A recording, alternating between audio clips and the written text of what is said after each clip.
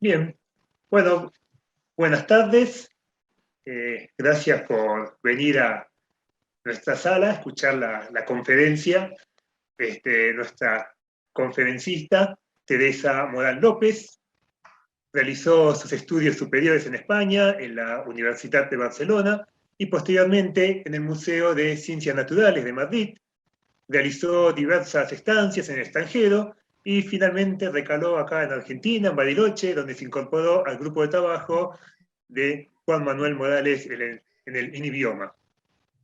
Bueno, actualmente es investigadora de CONICET, está en dicho instituto, como ecóloga. Teresa busca entender cómo las interacciones mutualistas entre plantas y animales afectan procesos demográficos y de mantenimiento de biodiversidad.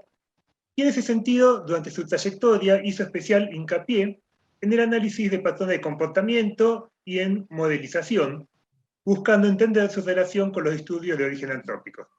Y qué mejor como para saber un poquito más sobre todos esos intereses que he escuchado ahora su conferencia. Así que bueno, un gusto tenerte con nosotros, Teresa, y la audiencia es toda tuya. Bueno, muchas gracias, Pedro. A ver.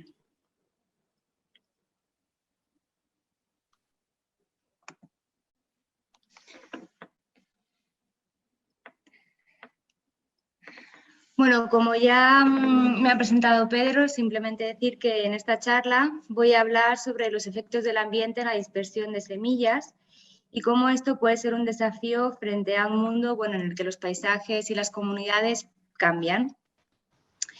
La dispersión de semillas, bueno, es un proceso muy importante desde el punto de vista demográfico para las plantas, porque a medida que las semillas se alejan de la planta madre, aumenta la probabilidad de que generen nuevas plántulas. Esto se debe a que bueno, tienen menos competencia con un adulto por la luz y por el agua y además se pueden disminuir efectos densodependientes negativos como los Janssen-Conner. Por ejemplo, si una semilla cae en una zona con muchas semillas, pues es más probable que sea depredada. Cuando falla la dispersión, esto puede llevar cuellos de botella en el reclutamiento de las plantas e incluso en situaciones extremas el establecimiento de lo que conocemos como bosques fósiles, que son bosques en los que si uno los mira tienes individuos adultos que son sanos, pero es una población muy envejecida, con lo que esa situación pues, no es sostenible en el medio ni largo plazo. Hay muchos tipos de dispersión. Yo en concreto en mi carrera hasta la actualidad me he centrado en estos dos tipos. La endozoocoria y la sinzoocoria. La endozoocoria es bueno, pues la típica situación en la que hay una fruta que se come un animal, el animal después se mueve por el paisaje y defeca esa semilla. Y en el caso de la sinzoocoria es la dispersión de semillas tipo nueces, que el animal lo que hace es que las guarda en almacenes para su posterior consumo. En general esto ocurre cuando tienen como mucha cantidad de semillas en un lapso de tiempo muy corto y lo que hacen es generar almacenes para evitar bueno, pues tener hambre, por ejemplo, durante el invierno. Estos dos tipos de dispersión me interesan por dos razones principales. La primera es que están bastante extendidas a nivel global. En el caso de la frugivoría, como podemos ver aquí en el panel de la izquierda, tenemos el porcentaje de especies de leñosas que tienen frutos carnosos, ¿no? Desde bosques templados hasta zonas tropicales. Bueno, y si hacemos una línea del 50%, pues vemos que en zonas templadas está cercana a ella y que en bosques tropicales muchas veces la supera. En el caso de la sinzoocoria no está tan extendida, pero bueno, son más de 1.300 especies de plantas y en zonas templadas algunos árboles que son importantes estructuradores del bosque, como son por ejemplo los robles, dependen de este tipo de interacciones para regenerarse. Aparte de porque están muy extendidas, para mí suponen un desafío desde un punto de vista científico, porque la dispersión de semillas en este caso surge de la toma de decisiones de los dispersantes en el paisaje, tanto en cómo encuentran las plantas y luego qué deciden hacer una vez que han comido la semilla o que han decidido llevársela. Y esto hace que sea un proceso bastante estocástico y a veces difícil de predecir. Creo que un concepto clave que nos ayuda a entender la dispersión en este caso es el concepto de efectividad en la dispersión de Eugen Schupp. Él lo que dice básicamente es que tenemos dos ejes, uno de cantidad de semillas movilizadas y otro eje que es la calidad en la dispersión, que lo que mide es la probabilidad de reclutamiento. Si uno toma estos dos ejes, puede hacer este tipo de mapas, ¿no? Una especie de cartografía en la que podemos posicionar a los dispersantes en función de cómo de efectivos son, por ejemplo, en este punto. Sin embargo, en realidad los dispersantes no tienen una posición fija en el espacio y en el tiempo, sino que es dinámica. Por ejemplo, en esta figura los puntos amarillos son un tipo de ambiente y el azul en un ambiente diferente. Bueno, este dispersante, cuando pasamos al ambiente 2, al azul, cambia su efectividad en la dispersión, pasa a movilizar muchas menos semillas. Esto puede ocurrir pues, porque hay cambios dentro de la población, que haya menos individuos o porque de repente el paisaje es arriesgado y entonces no lo visitan tanto.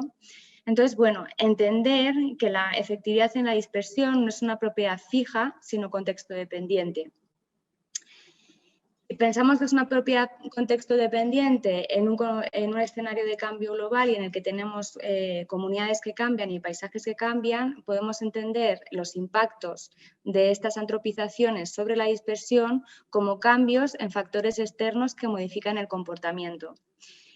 Más sencillo, bueno, pues en un paisaje fragmentado, estar en una zona... Atravesar una zona de cultivos puede ser muy arriesgado, por ejemplo, para pequeños mamíferos o para aves pequeñas. En zonas en las que hemos tenido, por ejemplo, una invasión de una especie de fruto carnoso como el aligustre, que termina siendo muy dominante en el paisaje, pues podemos tener una homogeneización, ¿no?, de los recursos que tiene el frugívoro. Y esto va a impactar en la toma de decisiones que va a tomar, tanto en qué come como cómo se mueve. Por lo tanto, yo aquí lo que me gustaría hablar o contaros es cómo entender la dispersión como un proceso contexto dependiente y cómo analizar las consecuencias que tiene esto para las poblaciones y comunidades de plantas. La charla la he dividido como en 3 subítems que engloban un poco el tipo de visión que he tenido a lo largo de mi carrera hasta hoy. La primera de ellas son interacciones especie-específicas, es decir, una especie de planta dispersada por una especie animal. Luego elevo un poco el foco para entender, bueno, cómo una especie de frugívoro puede, o los frugívoros no se encuentran solamente con una especie de plantas, sino con un ensamble de frutos y cómo deciden, eso puede impactar la diversidad en la lluvia de semillas y en las plántulas. Y finalmente vuelvo a hacer un zoom más amplio para entender que las interacciones muchas veces en la naturaleza no se dan entre especies, sino entre ensambles de plantas y de animales. Para la primera parte me voy a centrar en los efectos de la fragmentación del paisaje sobre relaciones de sinzoocoria. Esta es una línea de trabajo que comencé durante mi tesis doctoral y que en la actualidad sigo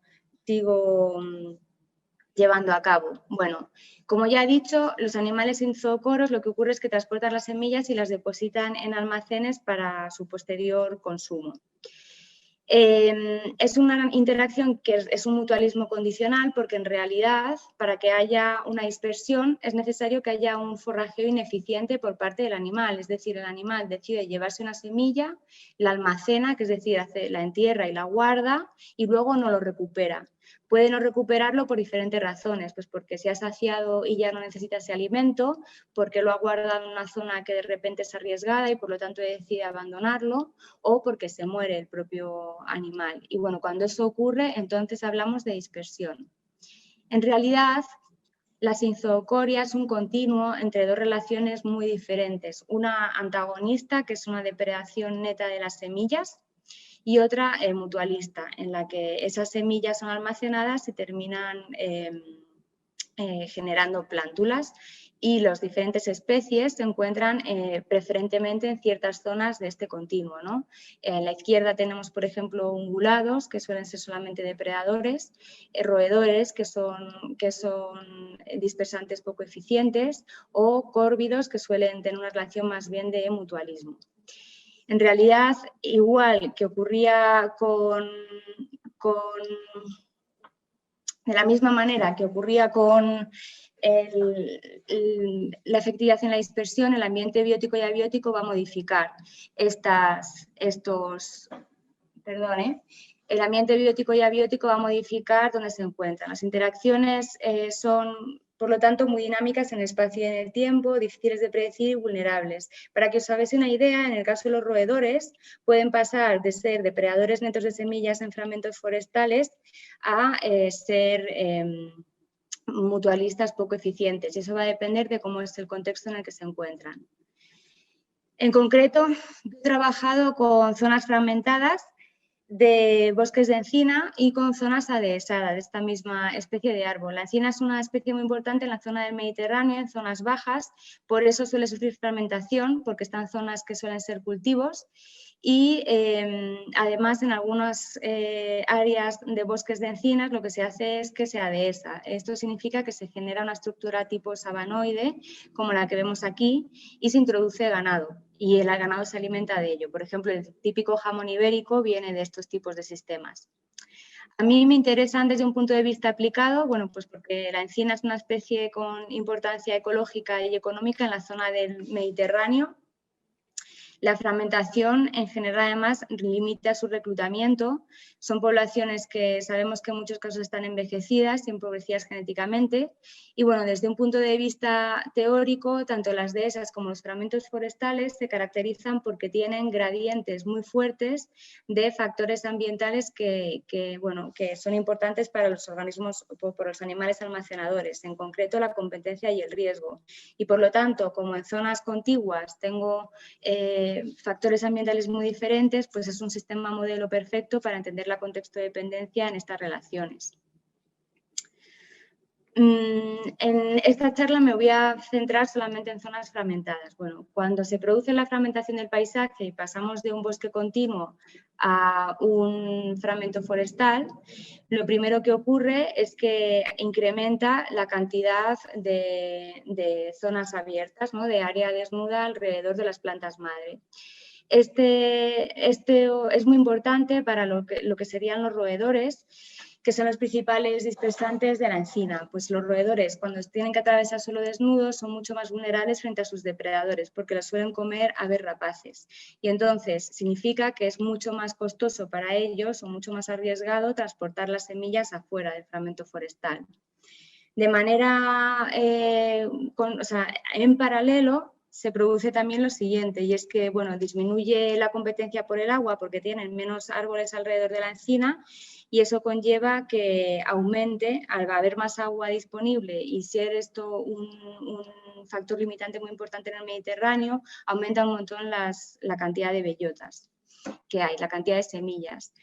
Para el dispersante, ¿qué significa esto? Bueno, pues para el dispersante significa que en zonas fragmentadas las semillas son menos valiosas porque tienen muchísimas, y además hay muchos costes en su manipulación y riesgo, ¿no?, de llevárselas afuera. Y por lo tanto esto va a llevar a que haya una relación preferentemente de antagonismo, no tanto de mutualismo. Bueno, para probar esta hipótesis que nosotros teníamos, lo que hice fue medir la dispersión en zonas fragmentadas de toda la península ibérica y ver qué ocurría, ¿no?, si realmente había una limitación importante de la dispersión.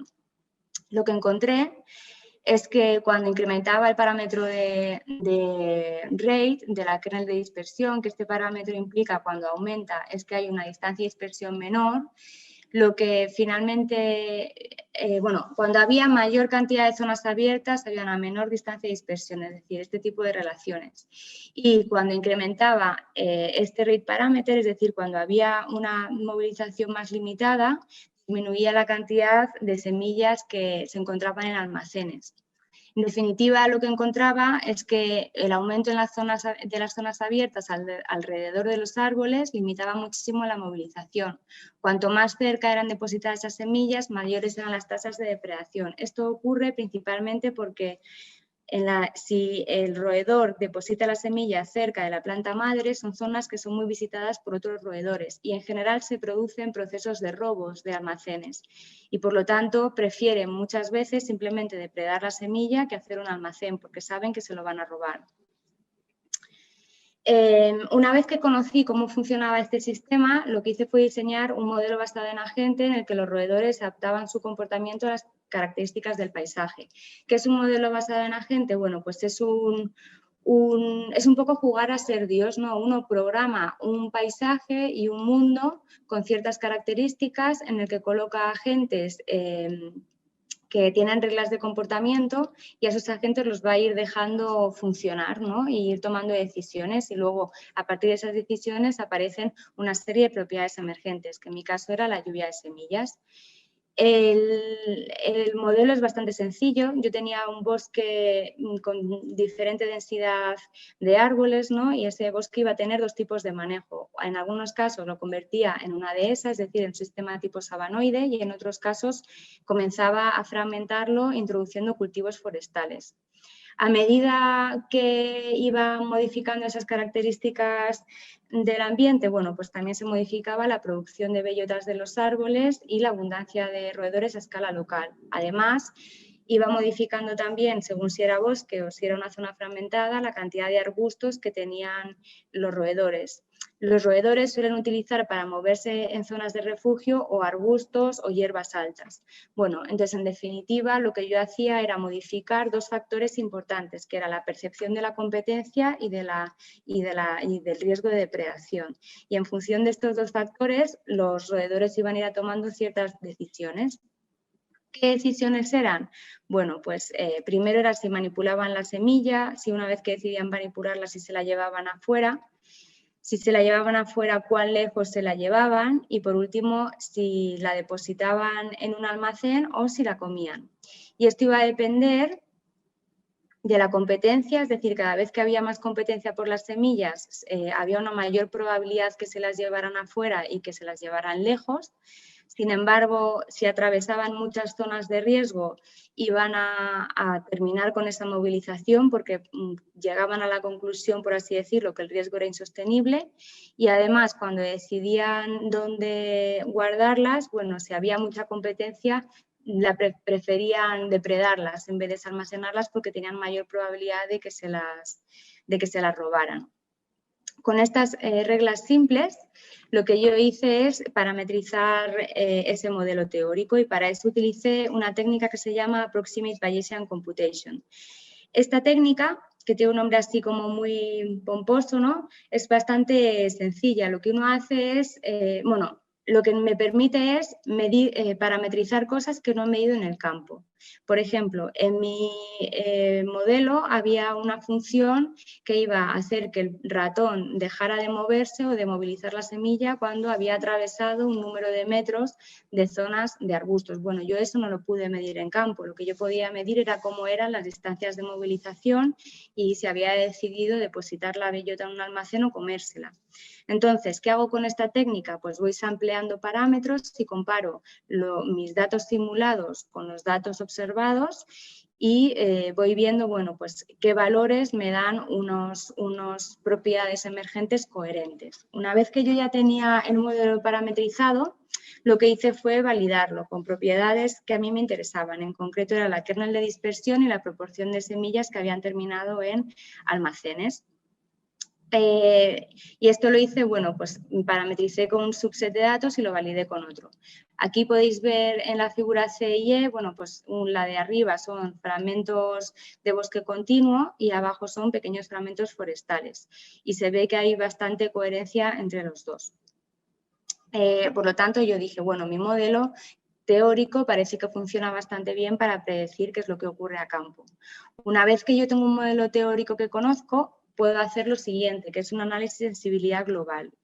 ¿Para qué me sirven estos análisis? Bueno, pues para entre todos los factores del mundo que yo he creado, ver cuál es la importancia relativa de cada uno de ellos, teniendo en cuenta a todos en su conjunto. ¿Qué es lo que quiere decir? En este caso, yo el manejo que hacía era o fragmentaba el bosque y perdía hábitat porque estaban introduciendo cultivos forestales o tenía una estrategia de manejo de matorralización para evitar que hubiera pérdida de regeneración o hacía una especie de tala selectiva.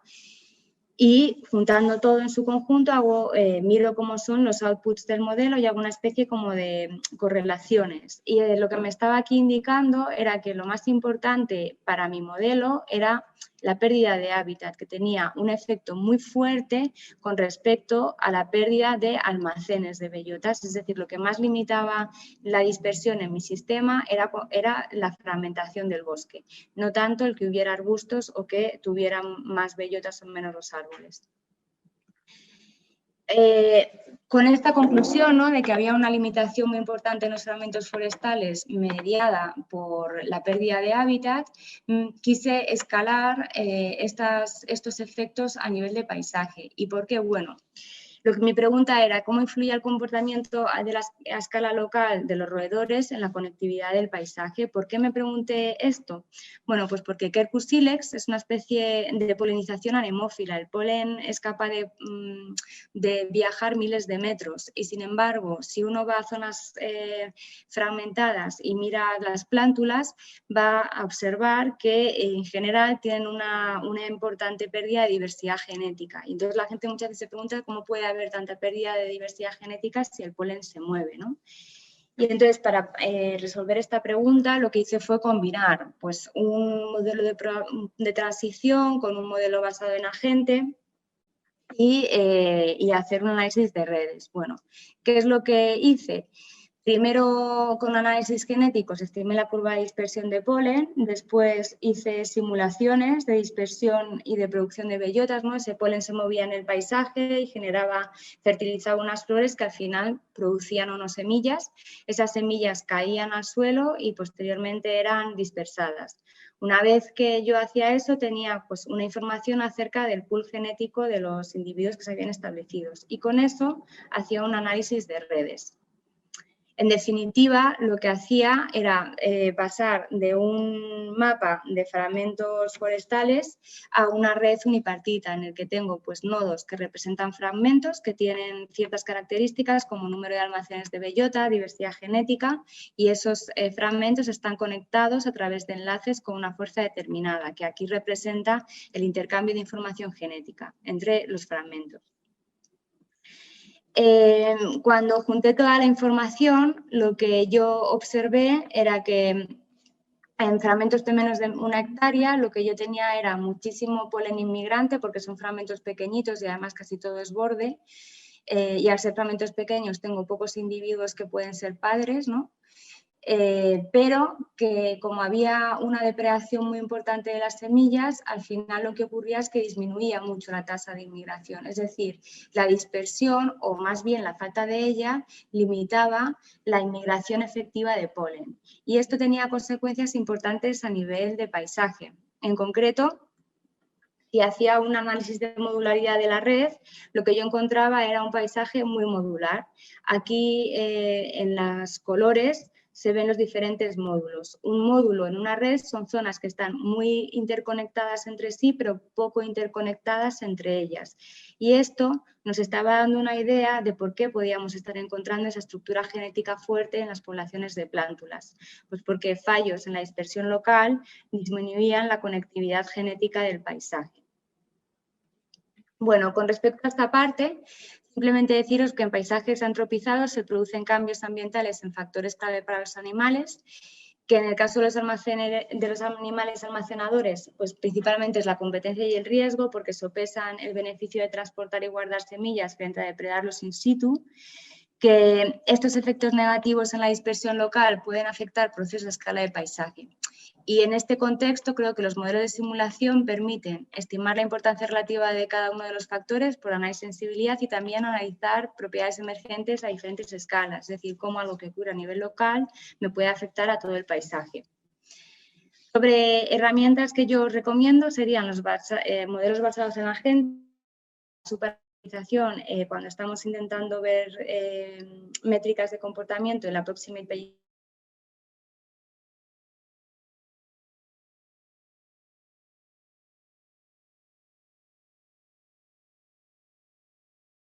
Las redes unipartitas son algo muy intuitivo y muy útil, porque lo que tienes en definitiva son nodos que serían fragmentos interconectados.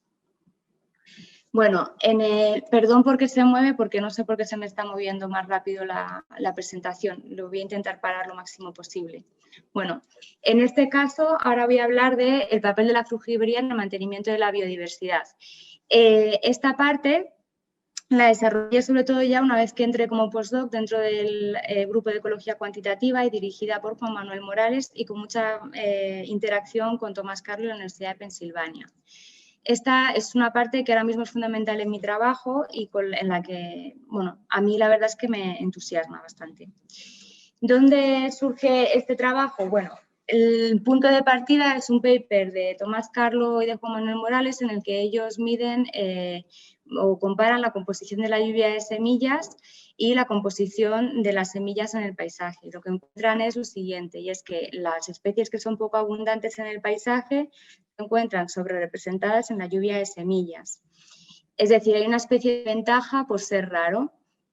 Y además, cuando miden las comunidades de plántulas, lo que observan es que aquellas comunidades que están en zonas muy visitadas por ciertos frugívoros, que son Mimus polyglotus y Tyrannus dumenicensis, tienen especies. Y entonces ellos plantean la siguiente cuestión, y es que la frugivoría puede ser un mecanismo densodependiente negativo que favorece la biodiversidad en las comunidades de plántulas. A mí esta idea me pareció muy buena, me fascinó, porque siempre habíamos pensado en procesos densodependientes negativos posteriores a la dispersión, como por ejemplo los famosos efectos Janssen-Cohen. Lo que ellos plantean es que, bueno, los frugívoros no comen aleatoriamente y que esa selección puede ser preferencial hacia lo raro, generando una comunidad más equitativa y por lo tanto más diversa. En ese momento yo me incorporo en el laboratorio y lo primero que hago es desarrollar esta pregunta, ¿no? La primera pregunta que teníamos era si era necesario que hubiera un mecanismo de selección activa, lo que conocemos como antiapostática, para que se produzca ese aumento en la diversidad. ¿Por qué nos preguntamos esto? Bueno, pues porque los frugívoros no se mueven aleatoriamente en el paisaje, sino que lo que hacen es ir buscando recursos. En esta figura de aquí yo tengo las plantas colocadas de manera aleatoria en el paisaje. Los círculos son proporcionales a la cantidad de visitas que reciben esas plantas, y lo que vemos es que cuando la misma cantidad de plantas se encuentran agregadas, lo que tengo son zonas de mucha actividad, y estas zonas de mucha actividad, cuando hay suficientes frugívoros, generan facilitación de vecindario. Es decir, si yo estoy en un vecindario que tiene muchos frutos y no compito por los frugívoros porque hay muchos animales dispersando, me voy a ver beneficiado. Por lo tanto, si hay mecanismos de facilitación en el vecindario, la asociación entre especies raras y comunes puede generar antiapostasis. Si yo tengo un vecindario con plantas comunes y tengo de repente una planta rara, como hay muchas visitas, también se la llevan. Para probar esto, lo que hice fue modificar un modelo basado en agente para frugivoría, que para mí ya, bueno, es un clásico, porque lo hemos utilizado muchísimo para entender cómo el paisaje afecta la dispersión de semillas por aves frugívoras. Es un modelo bastante sencillo en el que simplemente las aves se mueven en el paisaje y deciden cómo alimentarse, minimizando los costes de movimiento y maximizando los beneficios. Lo que hace es que en la toma de decisiones, para el ave es más atractiva una planta que está cerca y que tenga más frutos, tan sencillo como eso.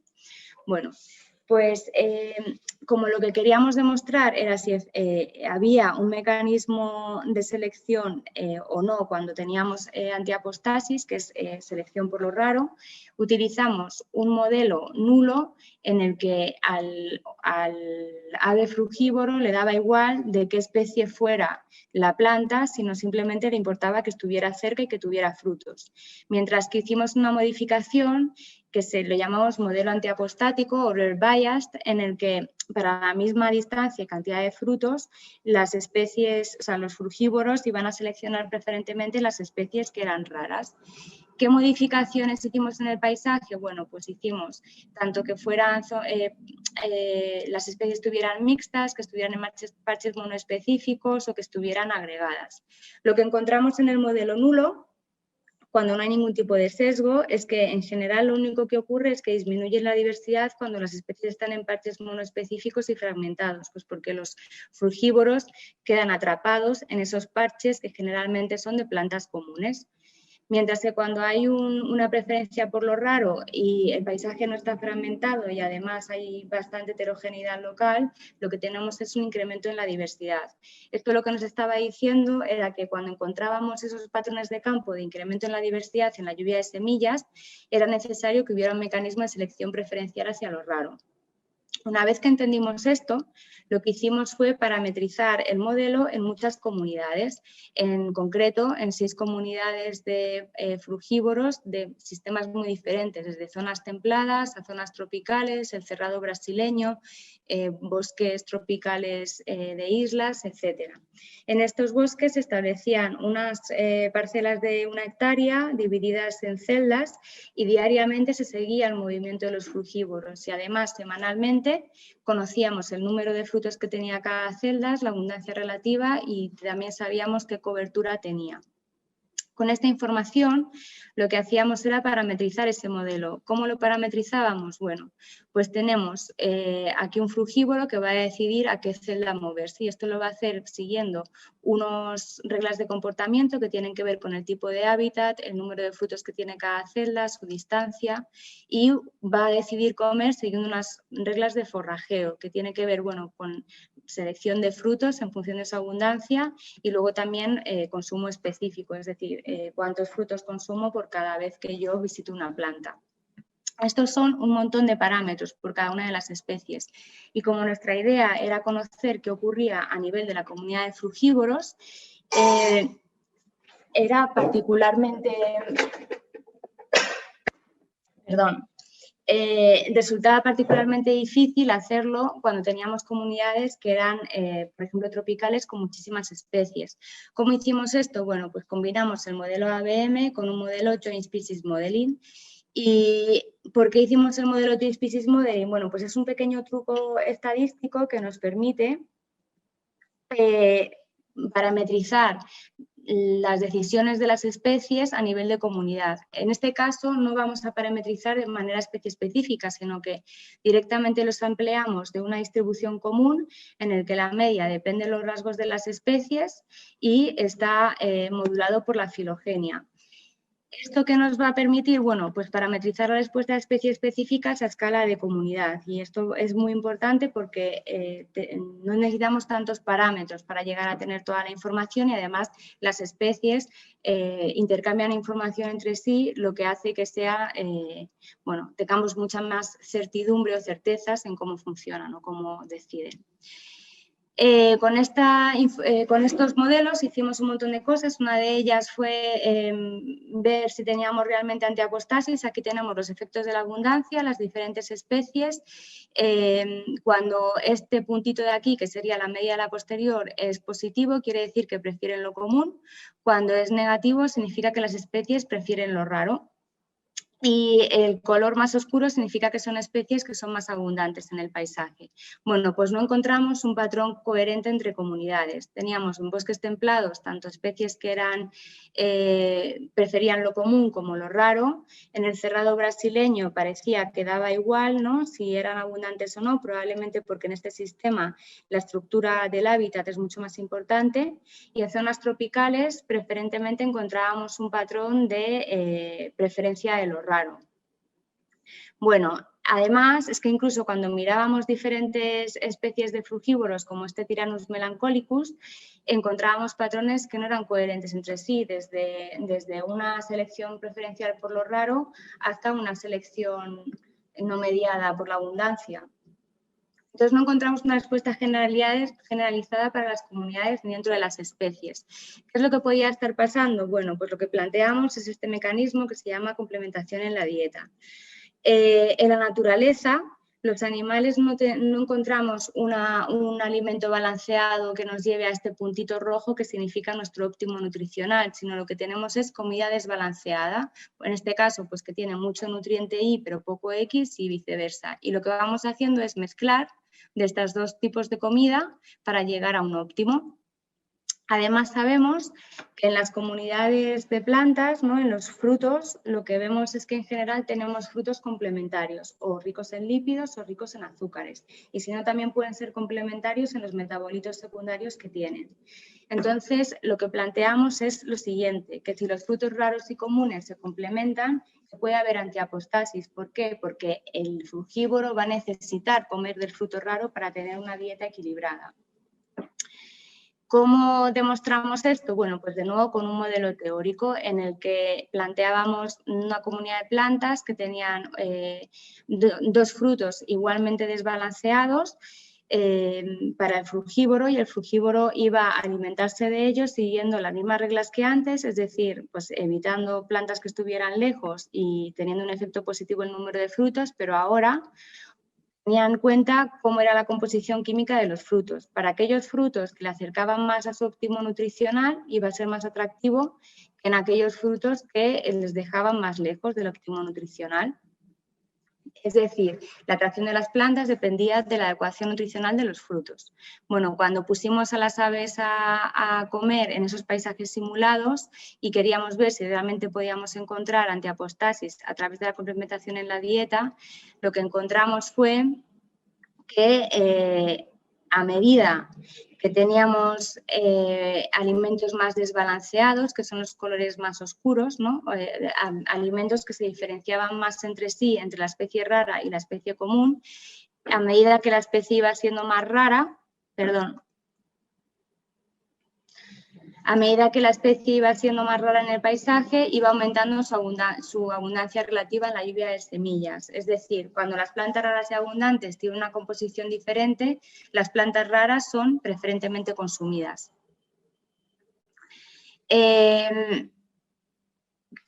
¿Cómo modula el paisaje este tipo de relaciones? Bueno, pues si tenemos un mecanismo antiapostático puro, es decir, que simplemente está mediado porque la especie sea rara, va a depender fuertemente de que las especies estén mezcladas en el paisaje. Cuando la especie no está, cuando no hay ningún tipo de mezcla y son parches monoespecíficos, va a disminuir mucho la abundancia. ¿Por qué? Porque aunque sea rara en el paisaje, el frugívoro lo va a percibir como una especie común. Cuando tenemos complementación en la dieta, sin embargo, aunque tengamos paisajes que estén fragmentados o incluso que estén autocorrelados y tengamos parches monoespecíficos, siempre vamos a tener este patrón, ¿no?, que va a incrementar su representación en la lluvia de semillas a medida que se hace rara. Y es porque emerge una nueva propiedad que es el fruit tracking. Los frugívoros buscan los frutos raros. Por lo tanto, cuando hay un mecanismo fisiológico de complementación en la dieta, la diversidad pareciera ser más resiliente frente a los cambios en el paisaje. De esta parte, simplemente, bueno, quería que os quedarais con las conclusiones de que la frugivoría es un filtro importante durante el reclutamiento y que puede modificar la lluvia de semillas. Cuando hay un aumento de la diversidad, debe de haber un mecanismo de selección antiapostática. Sin embargo, pese a lo que nosotros esperábamos encontrar, tuvimos distintas respuestas entre especies y comunidades, es decir, no había un patrón coherente, y que una de las posibles explicaciones es que la complementación en la dieta sea el mecanismo que lo medie. ¿Por qué puede dar tanta heterogeneidad? Bueno, pues porque ya no va a depender solamente de la composición de especies, sino de los nutrientes que tienen los frutos y la fisiología de los frugívoros que los dispersan.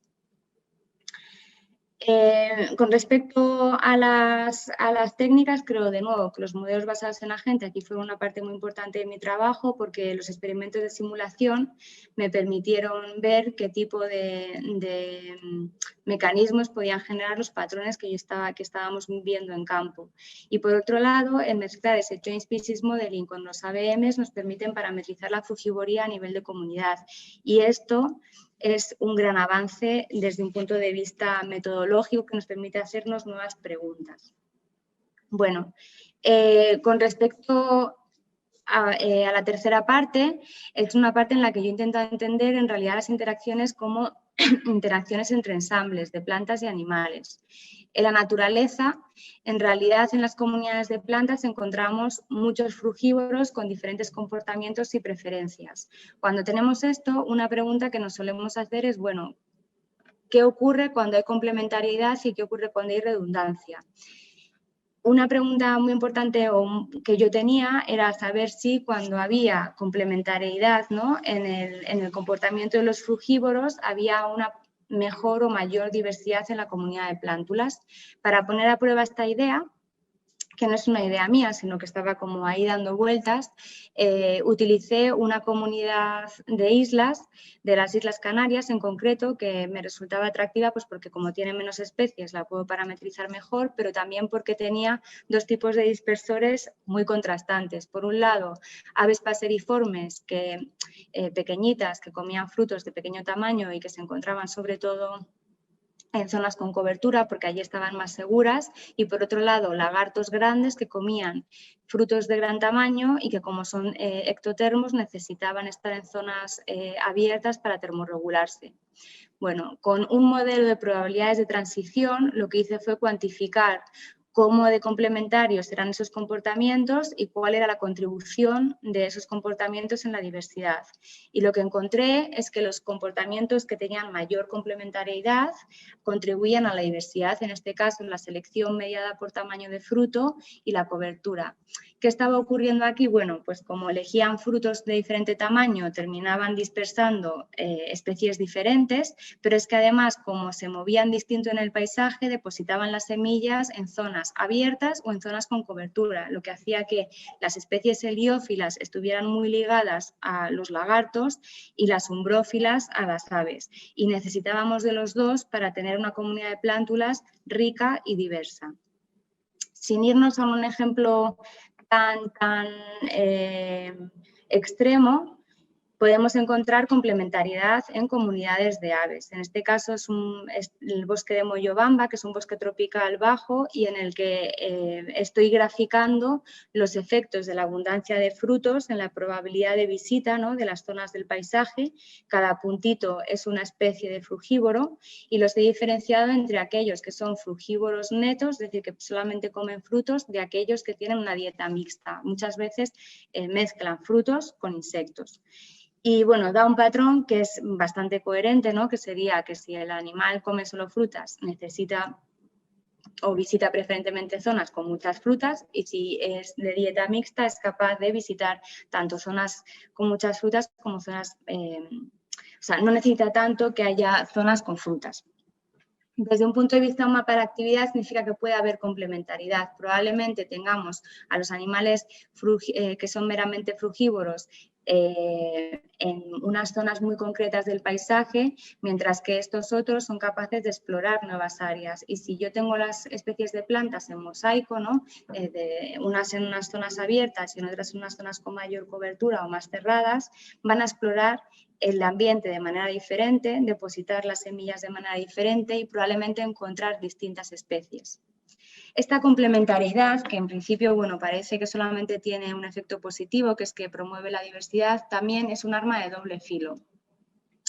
Cuando hay complementariedad y tengo una especie que es muy abundante, pero que además tiene un comportamiento muy diferente al de las otras especies, puede ocurrir que sea una comunidad muy vulnerable a su desaparición.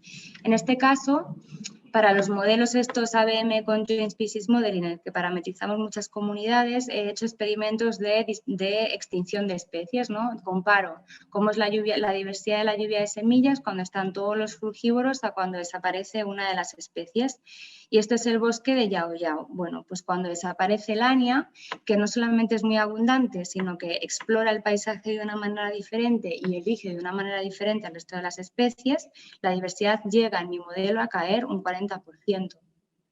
Por el contrario, Bombicillus en un bosque templado de Norteamérica, que también es una especie muy abundante dentro del ensamblaje de frugívoros, sin embargo se comporta muy parecido a otras, cuando se pierde no pierde diversidad porque las otras especies terminan como sustituyéndola, ¿no?, en qué especie se explota y cómo se mueve por el paisaje.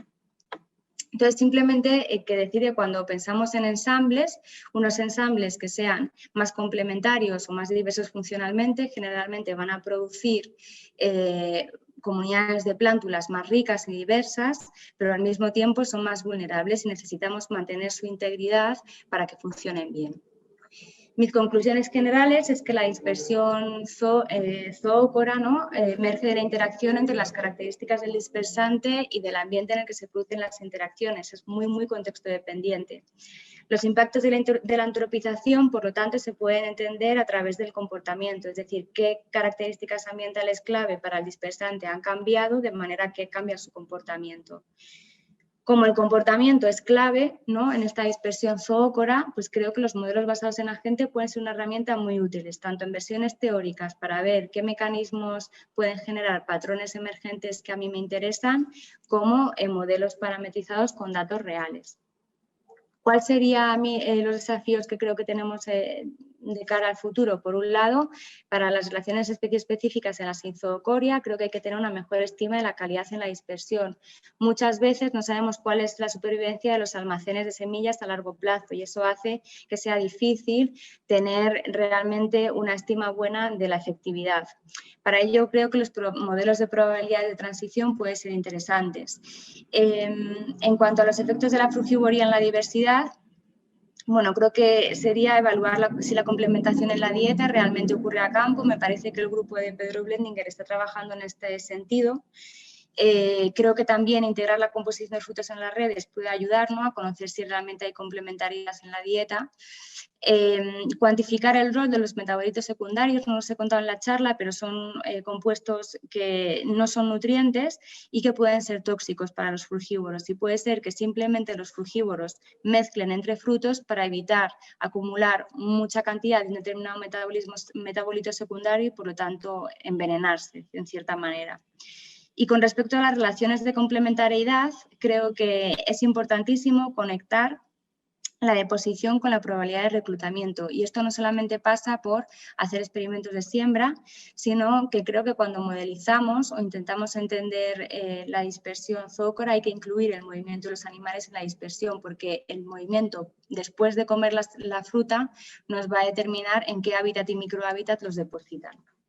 Bueno, perdón porque se hayan movido las diapositivas y nada, muchas gracias. Cualquier pregunta es bienvenida y si queda algo en el tintero, este es mi mail, tmorallopez@gmail.com.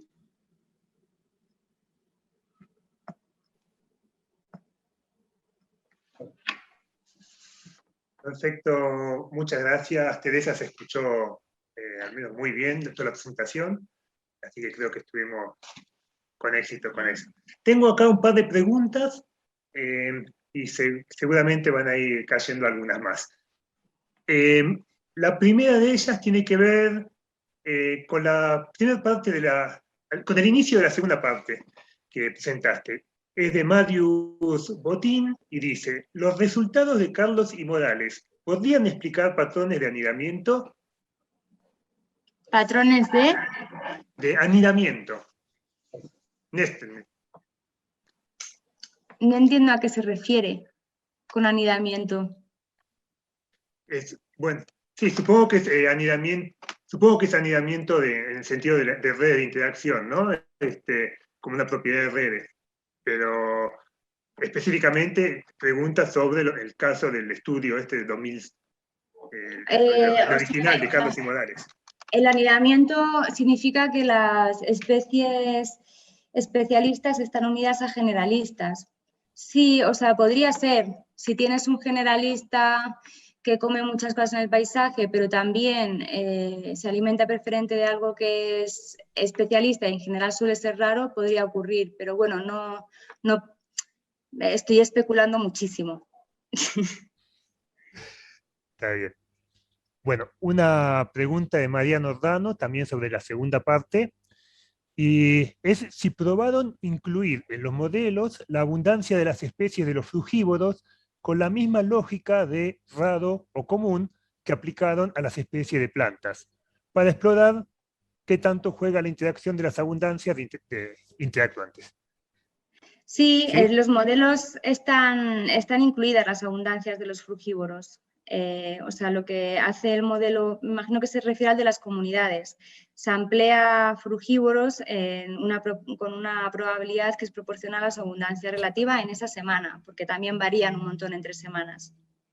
Así que sí, lo tiene en cuenta.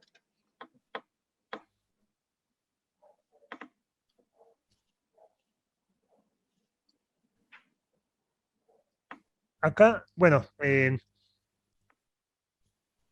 Ailén Federico dice, bueno, en un momento se me cortó la conexión, pero por lo que entendí era una variable más y no el sujeto de estudio.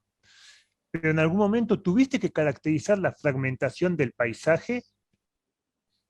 La fragmentación. Sí. No, Bueno, o sea, la fragmentación del paisaje, si se refiere a los modelos, o sea, el trabajo de campo, sí, con fotos de SIG y bueno, se hicieron las típicas medidas de cuánto, de qué área tenían los fragmentos y demás. Con respecto a los modelos de simulación, sí, también. En este caso, lo que me parece interesante es que yo mido la fragmentación en función de la movilidad del frugívoro. Es decir, no es una propiedad en sí misma medida en distancias. Si el frugívoro se mueve mucho, para una misma cantidad de distancia entre fragmento y fragmento no está percibido como fragmentado el paisaje, ¿no? Así que si se han medido de las dos maneras, en un caso escalado al rango de movimiento del animal.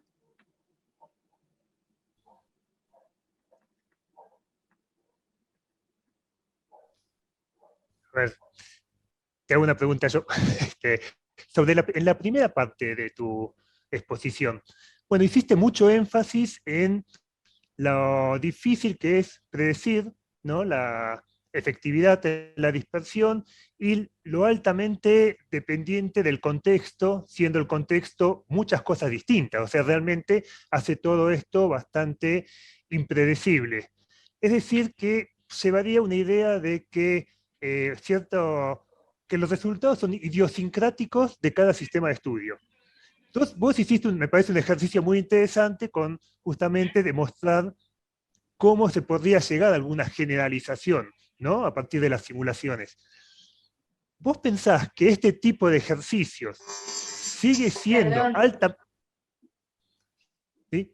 ¿Pensás que ese tipo de ejercicios como el que vos hiciste sigue siendo altamente específico de cada sistema de estudio o podría ser una forma de llegar a alguna generalización, ¿no? O sea, con respecto a los animales inzoócoros, sí creo que es bastante generalizable que la competencia y el riesgo son dos factores importantes, seas ave, seas un roedor o lo que seas, porque en realidad necesitas almacenar comida para luego comértela, ¿no? Con respecto a las aves, o sea, yo creo, ¿cómo veo yo la línea de trabajo? Es conocer bien el sistema natural con el que uno trabaja, ¿no? Saber si a un ave le importa la cobertura o le importan más el número de frutos, ir y medir en campo a ver si realmente están respondiendo a eso y una vez que sabemos o no que han respondido a esos factores, intentar modelizarlo. Pero creo que el primer paso es tener un buen modelo conceptual, que eso te lo da el campo, el ir y medir. Sí creo que es generalizable, como yo creo que es la línea de trabajo, ¿no? Primero hacer una inferencia de cuáles son las causas y luego intentar ir un poco más a la predicción. Nada, eso. Y en el caso de las inzoocorias sí creo que los dos factores claves son competencia y riesgo, porque es algo que todo el rato se repite en la literatura o cuando yo he trabajado también con córvidos, siempre es a lo que responden. Perfecto, gracias. A ver. Bien, acá pregunta, a ver si vos lo entendés, dice, ¿la filogenia explicó algo de la variación en la frugivoría en los JSDM? Ah, no, Species Modeling. Variaba entre comunidades. Igual, bueno, una cosa importante que siempre me cuesta un montón que se entienda es que en los Joint Species Modeling, por más que en la estructura del modelo la filogenia modula la varianza y la covarianza, ¿no?, de esas respuestas ambientales, no significa que o sea, el parámetro puede tener un valor de 0, lo cual me está indicando que la filogenia da igual, o puedo tener un parámetro muy cercano a 1 que me está diciendo que sí que importa. En general, y te hablo de memoria, creo que en muchos casos estaba en torno a 0,5 o 0,6. Eso lo que dice es que dos especies que son filogenéticamente cercanas van a tender a comportarse de manera más similar que aquellas que son filogenéticamente alejadas. Y eso ayuda a parametrizar al modelo.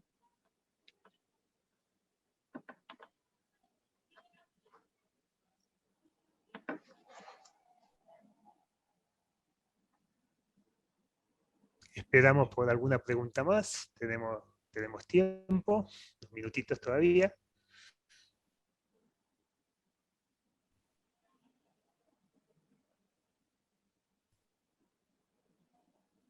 No sé, vos, Nacho, si querés tener alguna pregunta. Está silenciada.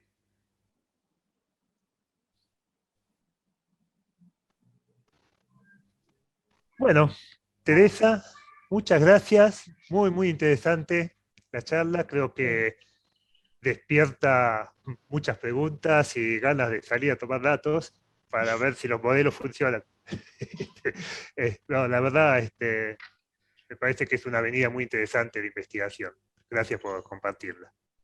Bueno, gracias por invitarme. Muy bien.